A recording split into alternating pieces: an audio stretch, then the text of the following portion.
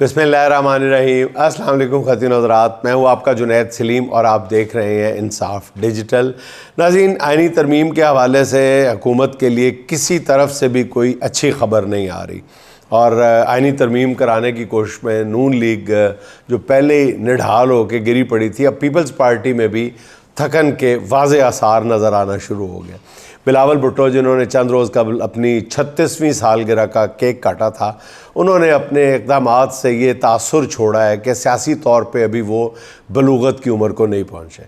आईनी तरमीम के हवाले से बिलावल ने जो बड़े बड़े दावे किए थे, बड़ा इम्प्रेशन देने की कोशिश की थी, बड़े अपना एक तस्वीर बनाने की कोशिश की थी अपनी, अब वो उससे पीछे हटते हुए नज़र आ रहे हैं। 2 रोज़ पहले उन्होंने कहा था कि उन्हें एतमाद नहीं है कि justice Mansoor Ali Shah chief justice जो हैं वो दूसरे जजेस पर कंट्रोल कर सकेंगे। उनका कहने का मकसद है उनको साथ लेके चल पाएंगे। और इस बयान ने पीपल्स पार्टी को बुरी तरह डैमेज किया था। पार्टी के बड़ों के भी कान खड़े हो गए थे, इसलिए फौरी तौर पे कोशिशें शुरू कर दी गई कि इस डैमेज को किस तरह कंट्रोल किया जाए। जिसके बाद बिलावल साहब का नया बयान सामने आया जिसमें उनका कहना है कि आईनी तरमीम पर कोई डेडलाइन हमारी नहीं है, डेडलाइन हुकूमत की मजबूरी हो सकती है, हमारी नहीं है। और बिलावल का कहना है कि कोई भी चीफ़ जस्टिस बने हमें उससे कोई फ़र्क नहीं पड़ता। ये वो बयान है जो पिछले बयान से पिछला था तो हर रोज़ बयान बदल रहे हैं बिलावल साहब या पीपल्स पार्टी का। और उनका कहना ये भी है कि हम सिर्फ इतना चाहते हैं कि कोई भी चीफ़ जस्टिस इफ्तिखार चौधरी जैसा ना हो, और अगर बिलावल साहब आप पर दबाव आया तो आप फिर ये भी कह देंगे कि हमें चीफ़ जस्टिस इफ्तिखार चौधरी साहब जैसा ही चाहिए। बहरहाल अब साफ पता चल रहा है कि बिलावल से उनके वालिद और पार्टी के दीगर जो सीनियर कायदीन हैं वो ज़ोर देकर बयानात कह रहे हैं कि जी आप बयान देते हुए मुताअत रवैया इख्तियार किया करें। बिलावल ने अपनी अब तक की सियासत से यही ज़ाहिर किया है मेरी दानिस्त में कि सियासी मामलात में जिस मैच्योरिटी की ज़रूरत है वो उससे कोसों दूर है। और उनकी तर्ज़ सियासत से पता चलता है कि उन्होंने अपने नाना और अपनी माँ की सियासत से कुछ नहीं सीखा, वो अपने बाप की सियासत को फॉलो करते हैं और ज़ाहिर है उनकी बाप की सियासत है, सब जानते हैं इसलिए उनकी सियासत के भी 3 असूल नज़र आ रहे हैं: लालच, धौंस और धांधली।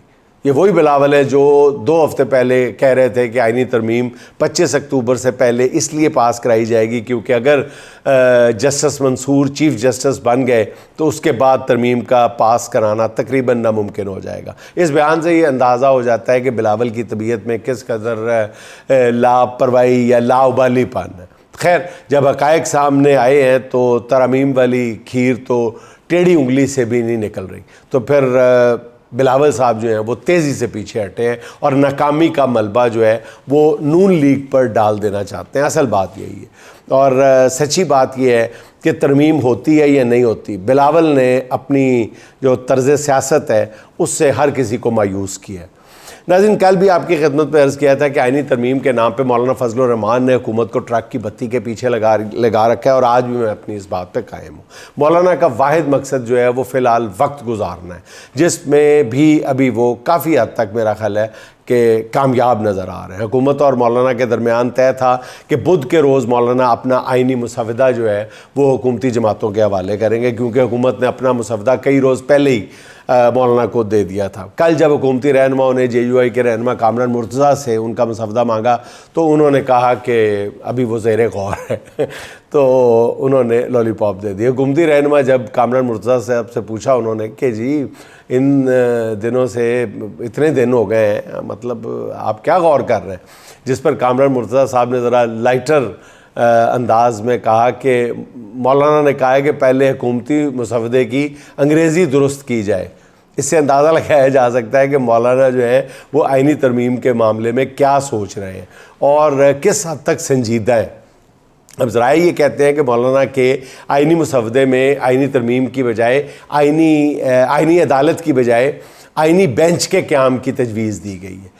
और मुर्तज़ा साहब ये कह रहे हैं कि सुप्रीम कोर्ट में इस वक्त 60,000 मुकदमात ज़ेर इल्तवा हैं, जिनसे आइनी मुकदमात की तादाद जो है सिर्फ 200 के लगभग है। اور ان کا کہنا یہ ہے کہ صرف چند 100 مقدمات کے لیے نئی عدالت کے قیام کا کوئی جواز نہیں ہے۔ یہ وہی موقف ہے جو پی ٹی آئی کے حامی وکلاء اپنا رہے ہیں۔ جے یو آئی نے یہ بھی تجویز دی ہے کہ آئینی مقدمات کے لیے سپریم کورٹ کا 5 رکنی بینچ بنایا جا سکتا ہے۔ اس کے لیے سپریم کورٹ کے مستقل ججز کی تعداد 17 سے بڑھا کر 22 کر دی جائے، اور یہ معقول تجویز ہے جو سمجھ بھی آتی ہے اور جسے ممکنہ طور پر تحریک انصاف کی حمایت بھی حاصل ہو سکتی ہے، کیونکہ 2 دن پہلے پی ٹی آئی کے بعض جو وکلاء اور لیڈر وکلاء ہیں ان کی طرف سے بھی مسودہ سامنے آنے کی بات، لائے جانے کی بات کہی گئی تھی۔ تو میرا موقف یہ تھا کہ اگر پی ٹی آئی اس حکومت کو نہیں مانتی، اس ترمیم کو نہیں مانتی، اور یہ بھی نہیں مانتی کہ اس حکومت کو ترمیم کا حق حاصل ہے، تو پھر جو مسودے کی بات کیوں کی جا رہی ہے۔ لیکن اب وہ کچھ سمجھ میں آ رہی ہے کہ پی ٹی آئی کی پالیسی یہ ٹھیک ہے غالباً، کہ اگر وہ اپنا وزن جو ہے وہ مولانا فضل الرحمان کے پلڑے میں ڈال دیتے ہیں اور ایک ایسی ترمیم جو مولانا فضل الرحمان صاحب تجویز کر رہے ہیں اس پہ بات کی جا سکتی ہے۔ تو گزشتہ روز تحریک انصاف کے وفد نے بھی مولانا سے ملاقات کی تھی۔ اس جو ملاقات ہے اس کی اہم بات یہ تھی کہ مولانا نے پی ٹی آئی کے رہنماؤں سے کہا تھا کہ آپ گھبرائیں نہیں، کیونکہ آپ محفوظ ہاتھوں میں ہیں۔ اس پہ تحریک انصاف کے رہنما خاصے مطمئن تھے، اور اس موقع پہ بیرسٹر سلمان اکرم راجہ صاحب کا کہنا تھا کہ ہم مولانا کے شکر گزار ہیں کہ انہوں نے قوم کو بچا لیا ہے، آنے والے دنوں میں قوم کو خوشخبری ملے گی۔ سلمان اکرم راجہ نے بتایا تھا کہ ان کے تمام ارکان محفوظ ہیں اور ان کے ساتھ رابطے میں ہیں۔ مولانا کے اس طرز عمل نے حکومتی صفوں میں آگ لگا دی، مطلب سرکار دربار تک رسائی رکھنے والے ایک معروف صحافی نے تو باقاعدہ پٹ سے آپا شروع کر دیا۔ اردو کے وہ بڑے اخبار کے صفحہ اول پہ شائع شدہ ایک تجزیے میں کہا گیا ہے ان کا کہ پیپلز پارٹی اور مسلم لیگ نون کے رہنما مولانا کی طرف سے منتظر رہنے کے بعد نئی مایوسی کی جانب بڑھ رہے ہیں۔ ہمارے ناظرین اچھی طرح جانتے ہیں کہ میں کئی روز سے مسلسل کہتا چلا جا رہا ہوں کہ جیسے جیسے وقت گزرتا جا رہا ہے حکومتی جماعتوں کے لیے مایوسی کے سائے جو ہیں وہ گہرے سے گہرے تر ہوتے چلے جا رہے ہیں۔ قاضی فائز عیسیٰ کی محبت میں حکمرانوں نے ہر آئین اور ہر اخلاقیات کو پس پشت ڈال دیا تھا، مگر جس طرح سچی محبت میں وصال ممکن نہیں ہوتا، اسی طرح قاضی اور حکومت کی سچی محبت بھی وصل سے کوسوں دور نظر آ رہی ہے۔ اس میں تازہ ترین خبر یہ ہے کہ سننے میں آ رہا ہے کہ قاضی فائز عیسیٰ نے فیملی سمیت 29 اکتوبر کو لندن کی ٹکٹ بھی کٹوا لی ہے۔ اب دروغ بر گردن راوی، اگر قاضی صاحب کو اچھی خبر مل گئی تو ٹکٹیں کینسل، اور اگر اچھی خبر نہ ملی تو پھر قاضی صاحب گئے لندن۔ اچھا ناظرین، برسبیل تذکرہ میں اچانک میرے ذہن میں آ رہا ہے کہ ابھی 2 روز پہلے جب اسی خبر کو ہم ڈسکس کر رہے تھے، ایک ایسے سیاسی کارکن کے ساتھ جن کو کچھ عرصے تک مریم نواز صاحبہ کی سوشل میڈیا ٹیم میں کام کا موقع ملا، اور مریم نواز صاحبہ نے ان کو اپنی سوشل میڈیا ٹیم کا اس لیے حصہ بنایا تھا کہ ان کو یہ بتایا گیا تھا کہ یہ عمران خان کی سوشل میڈیا ٹیم کا بھی حصہ رہے ہیں، حالانکہ وہ نہیں رہے تھے، وہ نوجوان نہیں رہا تھا، لیکن انہوں نے بہرحال وہ 2-4 دن غالباً 1.5-2 ماہ سوشل میڈیا جو چلا رہے مریم نواز صاحبہ کا جو سیل چلا اس میں کام کا انہیں شرف ملا تھا اس نوجوان کو، اور وہ بتاتے ہیں مجھے کہ ہر دوسری تیسری بات کے بعد مریم صاحبہ ان سے یہ پوچھتی تھیں کہ وہ لوگ کیا کرتے تھے۔ کہتے ہیں جب کوئی تصویر بنوانے لگتی تھی، کوئی وہ ٹویٹ کرنے لگتی تھی، جب وہ کوئی ویڈیو بنانے لگتی تھیں، سوشل میڈیا پہ کوئی پوسٹ کرنے لگتی تھیں، تو وہ مجھ سے ضرور یہ پوچھتی تھی کہ وہ لوگ کیا کرتے تھے۔ یعنی ہر چیز میں وہ چاہتے تھے کہ وہ چاہتی تھی، مریم صاحبہ چاہتی تھی کہ عمران خان کی پالیسی کو فالو کیا جائے۔ اور میرے ذہن میں اس وقت میں نے اس نوجوان کو بھی یہ لطیفہ سنا دیا تھا، آپ کو بھی سنا دیتے ہیں کہ ناظرین کہتے ہیں نا کہ وہ نقل کے لیے بھی عقل کی ضرورت ہوتی ہے، اور ضروری نہیں ہے کہ کوئی ایک بندے کے ساتھ بیتا ہوا واقعہ جو ہے یا تجربہ جو ہے وہ دوسرے کے بھی اسی طرح کام آ جائے۔ وہ ایک کمارا بندہ جو ہوتا ہے وہ اپنے شادی شدہ دوست سے پوچھتا ہے کہ یار تم نے اپنی بیوی کو اس قدر مطیع اور فرما بردار کیسے بنا لیا؟ مجھے تو دیکھ کے بڑی تمہاری طرف ہوتا ہے کہ بیوی ہو تو ایسی ہو جیسے تمہارے وہ بات مانتی ہے اور ڈری رہتی ہے، سہمی رہتی ہے۔ وہ کہتا ہے یار میری بات سنو، شادی کی پہلی رات ہی میں سگریٹ وگریٹ نہیں پیتا تھا، تو میں نے نا جان بوجھ کے سگریٹ سلگا لیا۔ تو میری بیوی نے مجھے کہا کہ آپ سگریٹ پیتے ہیں؟ تو میں نے کہا ہاں۔ تو کہتے ہیں آپ نا میری خاطر یہ سگریٹ چھوڑ دیں۔ کہتے ہیں میں نے فوری طور پہ، میں سگریٹ پہلے نہیں پیتا تھا، کہتے ہیں میں نے سگریٹ پھینک دیا اور میں نے کہا میں تیری خاطر آج سگریٹ چھوڑ رہا ہوں۔ اور بیوی نے میرے سر پہ ہاتھ رکھ کے قسم کھائی کہ میں بھی اپنی پوری زندگی تمہارے نام لگا رہی ہوں، میں تمہاری غلام بن کے رہوں گی، اور آج تک وہ میری غلام بنی ہوئی ہے۔ وہ کہتا ہے کہ یار یہ تو بڑا اچھا طریقہ ہے۔ وہ نوجوان بھی سگریٹ نہیں پیتا تھا، تو وہ جب اس کی شادی ہوتی ہے تو وہ شادی کی پہلی رات ہی نا اپنے بتائے ہوئے دوست کے مطابق، تجویز کے مطابق، وہ سگریٹ سلگا کے منہ دوسری طرف کر کے بیٹھ جاتا ہے۔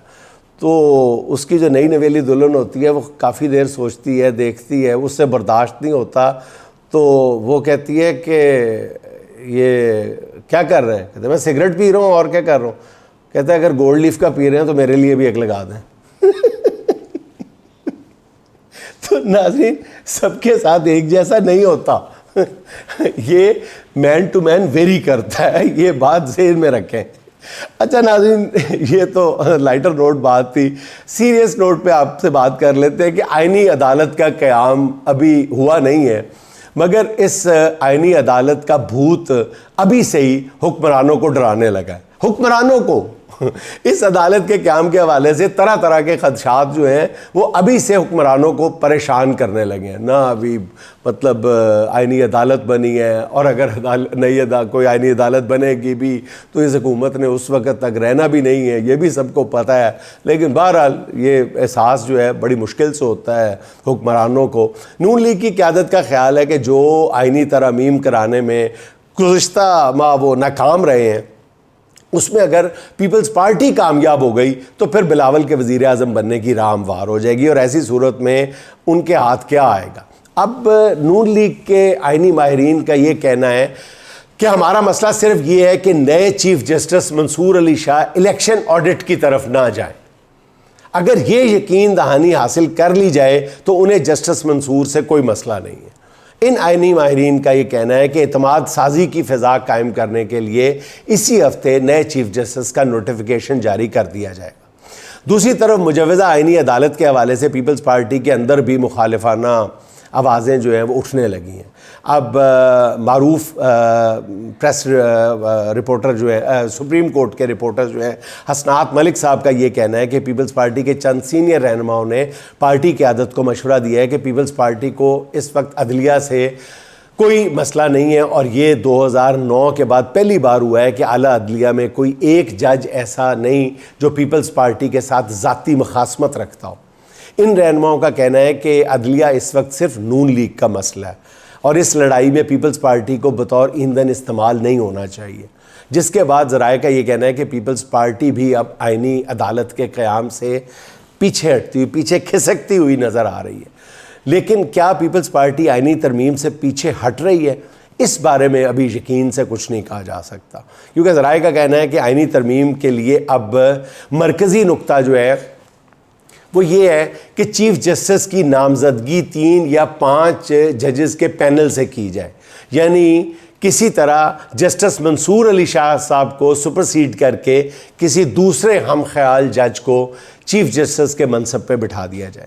مگر یہ بات سب کے علم میں ہے کہ اگر جسٹس منصور علی شاہ کو سپرسیڈ کرنے کی کوئی بھی کوشش کی گئی تو ایک بہت بڑے بحران کو جنم لیے جانے کا امکان ہے۔ اس لیے یہ کوئی آسان کام نہیں ہوگا۔ اس لیے حکمرانوں کے سامنے وسوسے ہی وسوسے ہیں۔ نمبر گیم جو ہے وہ الگ سے ہاتھ سے نکلے جا رہی ہے، نمبر یعنی پورے نہیں ہو رہے، جس کے لیے زمین و آسمان ایک کیا جا رہا ہے۔ کسی رکن کے بیٹے کو اغوا کیا گیا تو کسی کے گھر کو گرایا جا رہا ہے، کسی کے کاروبار فیکٹری کو برباد کیا جا رہا ہے، اور اس سے پہلے کسی رکن کے گھر کی عورتوں کو اغوا کیا گیا۔ اس ظلم و ستم کے بعد ترمیم کروا بھی لی گئی تو پھر اس کا آئینی یا اخلاقی جو دفاع ہے وہ کس طرح ممکن ہوگا؟ میرا خیال اس بات کا جواب صرف نون لیگ اور پیپلز پارٹی کے قائدین کے پاس ہی ہوگا۔ اچھا ناظرین، ممکنہ آئینی ترامیم کا ڈرافٹ پبلک کرنے کے کیس میں پشاور ہائی کورٹ نے وفاقی حکومت کو نوٹس جاری کر دیے اور لارجر بینچ بنانے کا اندیا بھی دے دیا۔ یہ بہت بڑی ڈیولپمنٹ ہے، بہت بڑی ڈیولپمنٹ ہے، جس سے اندازہ یہ ہوتا ہے کہ آئینی ترمیم کے حوالے سے ہائی کورٹس میں بھی تشویش پائی جاتی ہے، کیونکہ اب یہ بات جو ہے وہ 4 آئینی عدالتوں کے قیام تک بھی آ چکی ہوئی تھی۔ دوسری طرف لاہور ہائی کورٹ میں دائر ہونے والی اسی طرح کی درخواست کی سماعت کے دوران وفاقی حکومت کی جانب سے عدالت کو بتایا گیا ہے کہ ابھی آئینی ترمیم کا کوئی ڈرافٹ موجود ہی نہیں ہے، ابھی تو صرف سیاسی جماعتوں سے مشاورت چل رہی ہے، تو یہ سمجھ سے بالاتر ہے کہ درخواست گزار آخر کیا ریلیف مانگ رہے ہیں۔ یہ بڑی دلچسپ صورتحال ہے جس میں وکلاء نے حکومت کو الجھا کے رکھ دیا۔ اسلام آباد ہائی کورٹ میں بھی مصطفیٰ نواز کھوکھر صاحب نے اس طرح کی بالکل ایسی درخواست ایک دائر کر دی ہے، جس پر رجسٹرار نے پہلے اعتراض لگائے تھے، مگر پھر چیف جسٹس عامر فاروق نے اعتراضات کو مسترد کرتے ہوئے کل اس کیس کی سماعت کل کے لیے مقرر کر دی ہے۔ اچھا، مجوزہ آئینی ترمیم پر دائر کی جانے والی درخواستوں پہ جس طرح 3 ہائی کورٹس کی جانب سے رد عمل آیا ہے، اسے پروفیشنل وکلاء کی بہت بڑی کامیابی قرار دیا جا رہا ہے، کیونکہ ذرائع کا کہنا ہے کہ جس طرح پشاور ہائی کورٹ نے اس کیس میں لارجر بینچ بنانے کا اندیا دیا ہے، اگر وہاں سے کوئی فیصلہ آ گیا تو پھر اس فیصلے کا توڑ کرنے میں اتنا وقت لگ جائے گا کہ قاضی صاحب کی رخصتی پکی ہو جائے گی۔ اور ان ترامیم کا اصل مقصد یہی ہے کہ کسی طرح قاضی صاحب کی ریٹائرمنٹ کا وقت قریب لایا جائے، اور 25 اکتوبر کے بعد کے حالات دیکھے جائیں گے۔ اچھا ناظرین، حکومت کی طرف سے ایک عجیب و غریب کھیل کھیلا جا رہا ہے جو کم از کم اس خاکسار کی سمجھ سے بالاتر ہے، یعنی کوئی کام نہیں ہو پا رہا، کوئی کام کسی شعبے میں ہو نہیں پا رہا، لیکن مسلسل ڈھول پیٹا جا رہا ہے معاشی ترقی شروع ہونے کا، معاشی بدحالی کے خاتمے کا۔ یعنی ایک طرف تو یہ حکومت چاہتی ہے، نون لیگ میں اسپیشلی کہوں گا، کہ وہ یعنی ہر طرح ایسا کام کرنا چاہتی ہے کہ جس سے یہ تاثر ملے کہ اب جو ہیں وہ اندھیرے چھٹ چکے ہیں، بس اب روشنی ہی روشنی ہے۔ جب ان کے جانے کا وقت آ گیا تو وہ یہ تاثر دے رہے ہیں، اپنے ہر بیان میں چچا بھتیجی ایک ہی رٹ لگا رہے ہیں کہ جی اقتصادی ترقی کا سفر شروع ہو گیا، اقتصادیات اب دیکھیے گا، پتہ نہیں اقتصادی اشاریے کون سے انہوں نے گھڑے ہوئے ہیں۔ ناظرین، آپ خود دیکھیں اپنے ارد گرد، اپنے محلے میں، اپنی ورک پلیس پہ، کہیں پہ آپ کو معاشی بدحالی کا خاتمہ نظر آ رہا ہے؟ دور دور تک نظر آ رہا ہے۔ بجلی کے بلوں سے لے کے آٹے دال کے بھاؤ تک کہیں پر آپ کو بہتری کی رمق بھی نظر آ رہی ہے۔ لیکن یہ نون لیگ کی چالاکی اور بہت پرانا یہ حربہ ہے کہ وہ ایک ہی وقت میں اپنے 3-4 امپریشنز قائم رکھنا چاہتی ہے۔ ایک طرف وہ یہ بھی چاہتی ہے نون لیگ جو ہے کہ وہ اپنا ایک یہ ظلم اور جبر کا جو تاثر ہے حکومت کا رٹ کے نام پہ، حکومتی رٹ کے نام پہ، وہ بھی قائم رکھے، اور دوسری طرف جمہوریت نوازی کا طبلہ بھی آہستہ آہستہ بجاتی رہے۔ یہ ممکن نہیں ہے کہ آپ سب کچھ ایک ہی وقت میں کرتے جائیں۔ یا تو آپ جمہوریت کے دشمن ہیں یا آپ جمہوریت کے دوست ہیں، جمہوریت نواز ہیں۔ یہ نہیں ہو سکتا کہ آپ ایک ٹکٹ پہ 3 مزے لیں۔ وہ آپ نے سنا ہوگا نا کہ وہ الادین کا چراغ رگڑتا ہے تو نوجوان تو وہ کہتا ہے کہ یا بات سنو، الادین کا چراغ پوچھتا ہے کہ اگر تو تم کرسچن ہو تو تمہاری شادی جو ہے اینجلینا جولی سے کروا دوں گا، اور اگر تم ہندو ہو تو پھر جوہی چاولہ سے کروا دوں گا تمہاری شادی، اور اگر تم مسلمان ہو تو پھر اداکارہ میرا سے کروا دوں گا۔ تو کہتا بہت خوش ہوتا ہے۔ تو پھر الادین پوچھتا ہے کہ الادین کا چراغ آواز دیتا ہے کہ اچھا تمہارا نام کیا ہے؟ کہتا ہے جی میرا نام حاجی اکشے مائیکل ہے۔ تو جناب وہ اس کو تینوں چاہیے ہوتی ہے، تو نون لیگ کو بھی تینوں چاہیے، سارا کچھ چاہیے۔ اپنا یہ امیج بھی چاہیے، ظلم اور جبر والا بھی امیج چاہیے، اور اپنا ایک سافٹ چہرہ بھی چاہیے۔ حضور والا ایسا ممکن نہیں ہوتا. آپ کسی ایک پلڑے میں اپنا وزن ڈال لیں بس, وہی کل کلاں. یہ آپ کو جب خوف آپ کے دامن گیر ہوتا ہے نا کہ اب آپ نے کل کلاں الیکشن میں جانا ہے, تو پھر آپ کو اپنا سافٹ امیج یاد آ جاتا ہے. جب آپ کو یہ احساس ہوتا ہے کہ ایک سیل رواں کے پی سے چل پڑا ہے, لاکھوں کی تعداد میں عوام جو ہے وہ پی ٹی آئی کے جلسے جلوس میں آ گئے, پھر آپ کو پولیس کے ڈنڈے اور شیلنگ اور وہ سب کچھ یاد آ جاتا ہے. ایسا ممکن نہیں ہے. ابھی آپ کو یہ تسلیم کرنا پڑے گا کہ مہنگائی عوام کا بہت بڑا مسئلہ ہے. دعویٰ یہ کیا جا رہا ہے کہ ملک کی مہنگائی کی شرح 7% سے بھی نیچے آ گئی ہے, اور شہباز شریف صاحب کا کہنا یہ ہے کہ مشکل وقت گزارنے پہ عوام کے شکر گزار ہیں, مشکل وقت گزر چکا ہے, دودھ اور شہد ہے. اور وزیر اعظم کے ان ارشادات عالیہ کے بعد میں تو یہ سوچ رہا ہوں کہ وہ کس دنیا میں رہتے ہیں, کس ترقی کی بات کر رہے ہیں. ملک کی 70% آبادی ڈائریکٹلی یا انڈائریکٹلی زراعت سے وابستہ ہے, اور کسان کی جو حالت ہے وہ سب کے سامنے ہے. گندم کی فصل کے معاملے میں حکومت نے کسانوں سے جو مذاق کیا تھا, بھدا مذاق کیا تھا, کھیلواڑ کیا تھا, اس سے وہ ابھی تک سنبھلے نہیں تھے کہ چاول اور کپاس کی فصل کی تباہی نے ان کی کمر توڑ کے رکھ دی. حکومت کسانوں کی مدد کی بجائے ان کی بے بسی کا تماشا دیکھ رہی ہے. کبھی ان کو مافیا کہتی ہے اور کبھی کچھ کہا جاتا ہے, کبھی فراڈیا کہا جا رہا ہے. صنعتوں کا حال اس سے بھی برا ہے. فیصل آباد کا ٹیکسٹائل سیکٹر بالکل ویران پڑا ہے, الو بول رہے ہیں وہاں پہ, جہاں پاور لومز لوہے کے بھاؤ بیچی جا رہی ہیں. اندازہ ہے کہ صرف ٹیکسٹائل سیکٹر میں 2 لاکھ سے زیادہ مزدور بے روزگار ہو گئے, اور حکومت کا دعویٰ ہے کہ مہنگائی کی شرح 6.7 پر آ گئی. اس دعوے کی سچائی کے لیے صرف ایک مثال آپ کو دے دیتا ہوں. جب مہنگائی کی شرح 30% سے زیادہ تھی تو اس وقت مرغی کا گوشت 450 روپے فی کلو بک رہا تھا. آج جب مہنگائی کی شرح 7% سے نیچے آ گئی ہے تو یہی مرغی کا گوشت 650 روپے فی کلو بک رہا ہے. مہنگائی کی شرح میں یہ کیسی کمی ہے جس میں بنیادی جو اشیاء ضروریہ کی قیمتیں ہیں وہ پہلے سے کئی گنا بڑھ چکی ہیں.